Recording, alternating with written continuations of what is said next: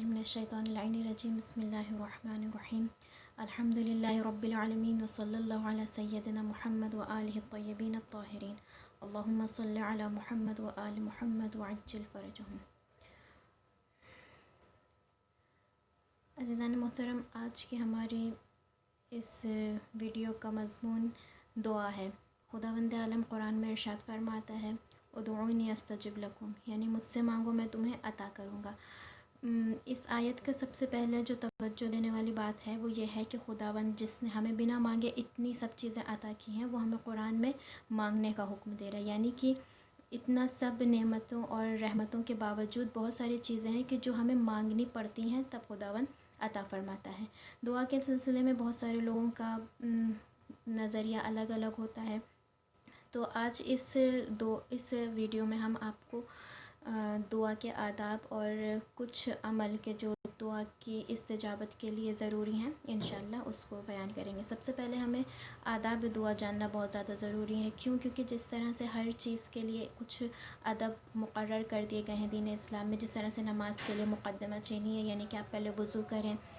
پاک و پاکیزہ کپڑے پہنیں، عطر لگائیں، خوشبو لگائیں، اپنے آپ کو معطر کریں اور حضور قلب کے ساتھ صرف اور صرف خدا کی عبادت کے لیے کھڑے ہوں، تو اس طرح کی نماز آپ کی خدا کے نزدیک باقی نمازوں سے زیادہ بہتر ہوتی ہے۔ اسی طرح سے دعا کا بھی ہے، دعا کے سلسلے میں ظاہراً تو ہم جب چاہیں تب دعا کر سکتے ہیں، لیکن پھر بھی اگر کچھ آداب کو مد نظر رکھتے ہوئے ہم دعا کریں گے تو ہماری دعا جلد مستجاب ہوگی۔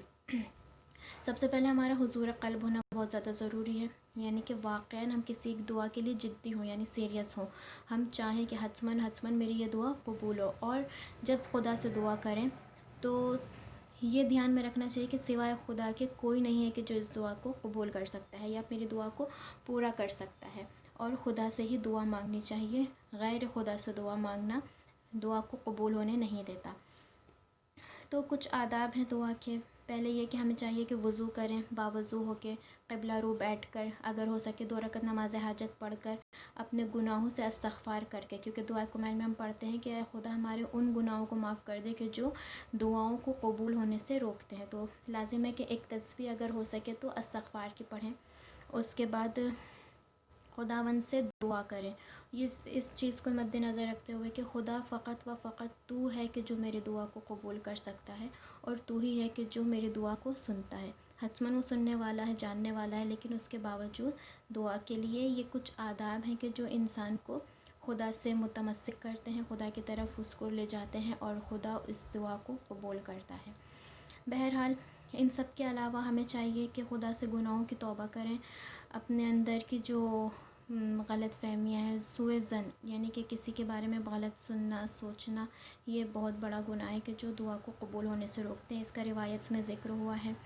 ہمیں چاہیے کہ دعا مانگنے سے پہلے صلوات پڑھیں اور اس کے بعد بھی صلوات پڑھیں، یعنی دعا کے شروع میں اور آخر میں صلوات پڑھیں، کیونکہ صلوات ایک طرح سے دعا ہے کہ جو قبول شدہ دعا ہے، یعنی کہ خدا کے نزدیک یہ دعا قبول ہوئی ہوئی ہے۔ تو جب کوئی بندہ صلوات پڑھتا ہے اور پھر دعا مانگتا ہے اور پھر صلوات پڑھتا ہے تو خداوند کہتا ہے کہ اس کی دعا کو جلد سے جلد قبول کرتا ہوں۔ کیونکہ صلوات ایک قبول ہوئی ہوئی دعا ہے، اور مجھے حیا آتی ہے کہ میں پہلے کی دعا اور بعد کی دعا قبول کروں، لیکن اس کے درمیان کی دعا قبول نہ کروں۔ تو صلوات بہت زیادہ مددگار ہے ہماری دعا کو قبول کرنے کے لیے۔ اور ضروری ہے کہ ہم اپنے ہاتھوں کو اس طرح سے خدا کی بارگاہ میں خدا کی طرف بلند کریں اور اس کو دکھائیں دست خالی، ہم اس کے ایک ناچیز بندے، حقیر بندے ہیں، اور اپنے آپ میں بھی اس چیز کو فکر کرتے ہوئے ہمیں دعا مانگنی چاہیے کہ ہم واقعاً خدا کے حقیر و ناچیز بندے کہ جس کا کوئی وجود نہیں ہے، اور خدا کے جو اس قدر حکمت و علم و قدرت کا مالک ہے وہ ہماری دعاؤں کو سن سکتا ہے۔ غیر خدا سے دعا مانگنا ایک طرح سے دعاؤں کو قبول ہونے نہیں دیتا ہے۔ غیر خدا کا مطلب یہاں پہ معصومین نہیں ہے، یعنی کہ ہم جب دعا مانگتے ہیں یا بعض اوقات یہ شبہ ایجاد ہوتا ہے کہ ہم خدا کو چھوڑ کے غیر خدا سے، یعنی معصومین سے، پیغمبر سے، ائمہ سے، شہداء سے، کسی سے بھی دعا مانگتے ہیں، تو یہاں پہ ہمارا مطلب خدا کو چھوڑ کر ان سے دعا مانگنا نہیں ہوتا۔ یہاں پہ ہم پیغمبر کو یا ائمہ کو یا کسی کو بھی وسیلہ بناتے ہیں، کیونکہ وہ خدا کے مقرب ترین بندے ہیں، ان کی خدا کے نزدیک بہت زیادہ احترام ہے، بہت زیادہ عزت ہے، تو ہم ان کو واسطہ بناتے ہیں کہ وہ ہمارا یہ پیغام خدا تک پہنچائیں یا ان کے ذریعے خدا ہماری دعا کو قبول کرے۔ اب کچھ آپ کو دعائے سریع الاجابت یعنی کہ جو دعائیں جلدی قبول ہوتی ہیں ان میں سے کچھ بیان کرنا چاہتی ہوں۔ سب سے پہلے یہ کہ دعائے توسل بہت زیادہ جلد قبول ہونے والی دعاؤں میں سے ہے، کیونکہ 14 معصومین کا اس میں واسطہ دیا کہ اور خداوند حتماً قبول کرتا ہے۔ زیارت عاشورہ، جب بھی آپ کو وقت ملے ضرور پڑھیں۔ نماز شب دنیا اور آخرت کی ہر حاجت کو قبول کرنے والا ہے۔ آپ کو پتہ ہے کہ نماز شب 11 رکعت ہے، آدھی رات کے بعد پڑھی جاتی ہے، لیکن اگر کوئی انسان جو آدھی رات کے بعد نہیں اٹھ سکتا یا جس کو مشکل ہے، مجبور ہے، وہ اول شب میں بھی پڑھ سکتے ہیں، یعنی جب رات شروع ہوتی ہے تب بھی پڑھ سکتے ہیں۔ اگر اس کے علاوہ بھی آپ نہیں پڑھ سکتے تو دن بھر کسی بھی وقت آپ پڑھ سکتے ہیں، اور قضا کی نیت سے قضاء نماز شب۔ حتیٰ اگر آپ 11 رکعت نماز شب نہیں پڑھ سکتے تو 2 رکعت نماز شب پڑھیں، کیونکہ رات کی تاریکی میں خداوند سے دعا کرنا، گفتگو کرنا بہت ہی زیادہ متاثر ہوتا ہے۔ نماز امام زمان علیہ السلام آپ سب کو معلوم ہے کہ کس طرح سے پڑھی جاتی ہے، 2 رکعت نماز ہے، اور اس کے بعد پھر ایاک نعبد و ایاک نستعین کی آیت کو 100 مرتبہ دہرانا، اور اس کے بعد ایک دعا الہی عظم البلا، اور اس طرح سے حدیث قصہ ہے۔ اور نماز، اور ہمیں چاہیے کہ اپنی پنجگانہ نماز کو وقت پہ پڑھیں، ان کو تاخیر میں نہ ڈالیں۔ یہ سب چیزیں ہیں جو جلد دعاؤں کو قبول کرتی ہیں اور خدا کے نزدیک بابرکت ہوتی ہیں۔ قرآن کی تلاوت زیادہ سے زیادہ کرنا چاہیے، یہ بھی دعاؤں کو قبول کرنے کا ایک راستہ ہے۔ اور اس بات کا دھیان رکھیں کہ ہماری زبان اور ہمارا دل نجس نہ ہو، یعنی کہ پاک ہو۔ اگر شکم حرام چیزوں سے بھرا ہوا ہوگا تو ہماری دعائیں قبول نہیں ہوں گی۔ حرام چیزوں میں بہت ساری چیزیں آتی ہیں، غذا بھی حرام آتی ہے، اور بہت الگ چیزیں بھی ہوتی ہیں کہ جو شکم میں حرام طریقے سے پھر جمع ہو جاتی ہے۔ ایک دعا ہے مقاتل بن سلیمان کی امام سجاد علیہ السلام سے، وہ آپ پڑھ سکتے ہیں۔ نماز دعائے فرج پڑھ سکتے ہیں۔ اور امام صادق علیہ السلام سے روایت ہے کہ جو بندہ دعا کرنے سے پہلے 10 مرتبہ یا اللہ یہ ہے تو خداوند اس کی دعا پہ لبیک کہتا ہے اور ضرور اس کی دعا کو پورا کرتا ہے۔ پھر دعا اسم اعظم ہے، یہ ساری دعائیں کہ جو آپ کو مفاتی وغیرہ میں مل سکتی ہیں، آپ ڈھونڈ سکتے ہیں، ورنہ تو آپ میسج کر کے پرسنلی بھی ہم سے جان سکتے ہیں کہ کون سی دعائیں ہیں۔ صلوات یعنی کہ آپ ورد کر سکتے ہیں، امام زمانہ کو نظر کر سکتے ہیں، میں اتنی صلواتیں امام زمانہ کے لیے نظر کر رہا ہوں یا کر رہی ہوں، یا پھر وسیلہ بنانے کے لیے آپ باب الحوائج حضرت عباس علیہ السلام، باب الحوائج امام کاظم علیہ السلام، باب الحوائج حضرت علی اصغر علیہ السلام کو وسیلہ بنا سکتے ہیں۔ سورہ یاسین پڑھ سکتے ہیں، اور پھر کسی مثلاً امام زمانہ کی ماں کے لیے اگر آپ پڑھیں، ان کو وسیلہ بنا کے سورہ یاسین پڑھ کر ان کو بخشیں، ان کی روح کو بخشیں اور ان کو وسیلہ بنائیں خدا کے نزدیک، تو حتماً دعا قبول ہوتی ہے۔ کچھ علماء نے کچھ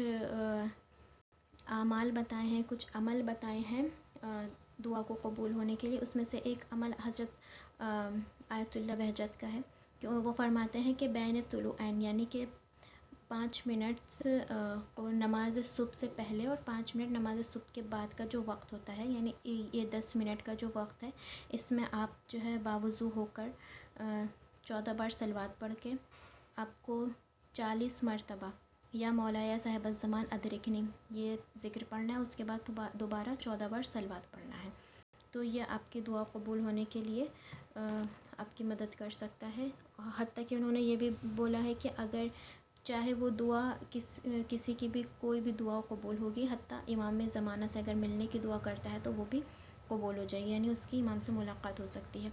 ایک آیت اللہ فیض کاشانی کا بھی ہے کہ انہوں نے لکھا ہے کہ شب جمعہ یعنی تھرسڈے کی رات کو جب آدھی رات گزر جائے، یعنی کہ اذان صبح کے نزدیک، اذان صبح جمعہ کے نزدیک 1 گھنٹہ نماز صبح سے پہلے جاگ کر باوضو ہو کر، یعنی وضو کامل، مستحب اور واجبات ہر دو، یعنی پورا وضو کرنے کے بعد 2 رکعت نماز حاجت پڑھیں، سورہ حمد اور جو بھی سورہ آپ کو پڑھنا ہے آپ پڑھ سکتے ہیں۔ پھر نماز ختم ہونے کے بعد 100 مرتبہ صلوات پڑھیں، اور پھر 1001 मरतबा बिस्मिल्लाहिर्रहमानिर्रहीम बिहक़्क़ि बिस्मिल्लाहिर्रहमानिर्रहीम, ये ज़िक्र पढ़ के दोबारा 100 मरतबा सलवात पढ़ें, इंशाअल्लाह आपकी दुआ कबूल होगी। अगर पहले शब जुमा में आपकी दुआ कबूल नहीं होती खुदा न खास्ता, तो आप दोबारा इसको अंजाम दें शब जुमा को इसी तरह से। अगर इंशाअल्लाह उस वक़्त तो खुदा न खास्ता जवाब ना आया खुदा की तरफ से, तो तीसरे शब जुमा में हतमन आपकी दुआ कबूल हो जाएगी। मगर उन सब बातों का लिहाज रखते हुए नमाज से पंजगाना अव्वल वक्त हो और हुजूर क़ल्ब हो वगैरह वगैरह सब चीज़ें जो पहले बयान कर चुके हैं। फिर फैज़ काशानी एक और अमल बताते हैं, वो ये है कि आखिर शब यानी कि जब ख़त्म होने लगती है, सुबह का वक्त होने लगता है, कोई भी शब हो, लेकिन अगर शब जुमा हुआ तो ज़्यादा बेहतर है। आपको चाहिए कि नमाज़ पढ़ के वज़ू और नमाज के बाद 70 मरतबा या अब्सरन नाज़रीन या असराअल हासिबीन, ये एक दुआ है, लंबी है थोड़ी सी, 3-4 लाइन की, आप अगर उसको पढ़ेंगे तो हतमन दुआ कबूल होगी। फिर नमाज हज़रत अब्बास अलैहिस्सलाम है, उसका भी तरीक़ा है, आप अगर चाहें तो हम आपको इंशाल्लाह बता सकते हैं। और उसके बाद एक ज़िक्र है हज़रत अब्बास से रिलेटेड, 133 मरतबा या कशफ़ल कर्ब अन वजहिल हुसैन एक शिफली खैर भी बेहक़ अख़ीकल हुसैन, यानी ए हुसैन के चेहरे से गम व अंदूह को दूर करने वाले, मेरे गम व अंदूह को अपने भाई हुसैन के सदक़े में दूर फरमा। ये एक दुआ है, इसको आपको 133 मरतबा पढ़ना है, कभी भी पढ़ सकते हैं नमाज हाजत के बाद। और इन सब के बाद भी अगर खुदा न खास्ता आपकी दुआ कबूल ना हो या आप अपने मरहले में, अपने मसले में कामयाबी हासिल ना कर पाएँ, तो फिर इमाम हुसैन अलैहिस्सलाम की इस दुआ को याद कर लें, रिज़न बक़ज़ाइही व तस्लीमन लिअम्र, ए खुदा मैं तेरी रज़ा में राज़ी और तेरे अम्र में सर तस्लीम खम हूँ।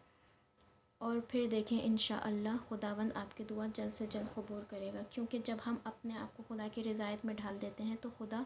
हमारी रिज़ायत के साथ हमारी रिज़ायत को भी कबूल कर लेता है।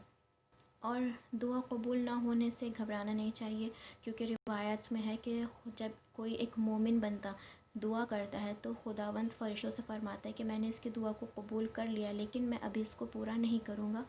क्योंकि मुझे अपने इस बंदे की सदा सुनना, इसकी आवाज़ सुनना बहुत ज़्यादा अज़ीज़ है। लेकिन अगर कोई खुदा का काफिर बंदा या ऐसा बंदा कि जो वाकई बंदा नहीं है, वो दुआ करता है, तो खुदावंद फ़रिश्तों से फ़रमाता है कि जल्द से जल्द इसकी दुआ कबूल करो ताकि ये मेरी बारगाह से बाहर निकले, मुझे इसकी आवाज़ पसंद नहीं है, ये मेरे नाशुक्र बंदों में से है। तो अगर आपकी दुआ खुदा न खास्ता कबूल ना हो तो खुदा के ऊपर एतमाद रखना बहुत ज़्यादा ज़रूरी है। बिना एतमाद के हमारी दुआओं में और ज़्यादा कबूलियत के असर पैदा नहीं होते हैं। और कुरान की आयतों में ये ज़िक्र भी हुआ है कि जब मोमिन बंदे जन्नत में अपना मकाम देखेंगे तो वो आरज़ू करेंगे कि ए काश कि हमारी दुनिया में कोई भी दुआ कबूल ना हुई होती। क्यों? क्योंकि बाज़ वक्त जब हमारी दुआ इस दुनिया में कबूल नहीं होती तो खुदावंद उसका अज्र सवाब उस दुनिया में देता है। और अगर हमारी खुदा न खास्ता कोई दुआ कबूल नहीं होती है तो उसकी वजह ये होती है कि हमारे उसके अंदर कोई बाइस से तकलीफ़ हो, वो बात जो ज़ाहिरन हमें लग रहा है कि हमारे लिए बहुत खूब है, खुदावंद बेहतर जानने वाला है, खुदावंद हाकिम है, उसको मालूम है कि शायद वो हमारे लिए ज़रर दे, नुकसान दे। तो एक वजह यह भी होती है कि हमारी दुआएं कबूल नहीं हो पाती हैं। तो खुदा से उम्मीद बांधे रखें, इंशाअल्लाह इन आमाल को अंजाम दें और दुआ करते रहें कि खुदावंद बहक़ इमाम ज़मान व बहक़ मादर इमाम ज़मान हज़रत फ़ातिमा ज़हरा को अगर वसीला बनाएं तब भी बहुत जल्दी दुआएं कबूल होती हैं। हम सब की दुआओं को, जायज़ दुआओं को, एक वजह ये भी होती है कि हमारी दुआ जायज़ नहीं होती, नाजायज़ होती है, यानी सही दुआ नहीं होती, हम लोग गलत दुआ मांग रहे होते हैं, वो भी कबूल नहीं होती। तो हमारी जायज़ हाजात को कबूल फ़रमाए इंशाअल्लाह। अल्लाहुम्मा अज्जिल वलियकल फ़रज व सल्लल्लाहु अला सय्यदिना मुहम्मद व आलिहि त्तय्यबीन अत्ताहिरीन। वस्सलामु अलैकुम व रहमतुल्लाह।